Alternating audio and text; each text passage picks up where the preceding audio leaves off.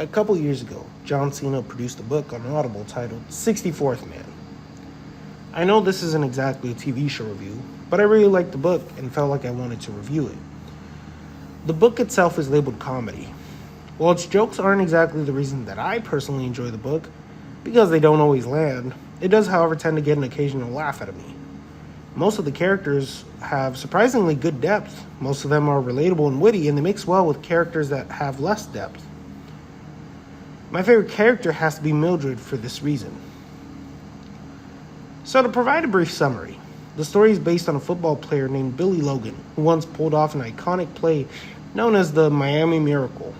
To many football fans, it's very memorable. Billy Logan, as mentioned, is a football player, but he's a football player that didn't get drafted into the NFL. While journeying into trying to make it into the NFL, he has lots of different adventures, which include, but are not limited to, being in a ridiculous football league, joining a cult, and being a practice tackle dummy for a football video game.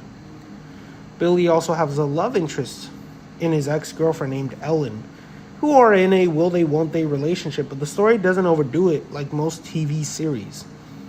Part of that could be due to the fact that it's a short book, but even still, their story as a couple is done very well.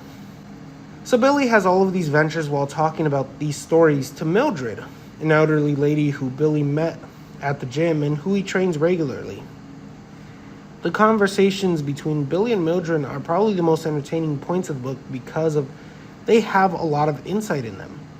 I had a few takeaways from the book outside of the story itself.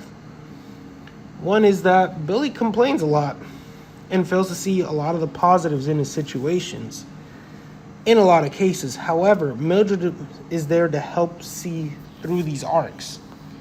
Now, what I took away from that is that if you're always going to complain, then things will always be negative for you. Another takeaway is that if something doesn't work out, then that just means that something else is on the way for you that will work out. I really liked the book because it got me through tough times, believe it or not.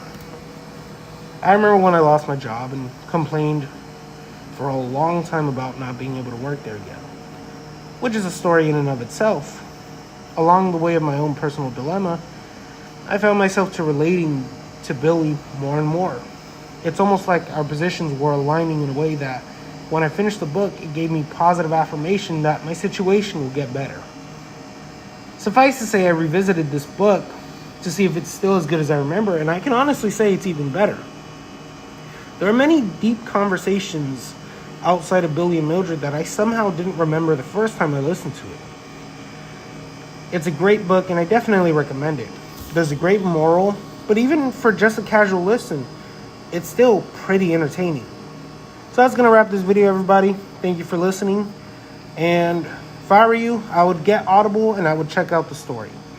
Thank you.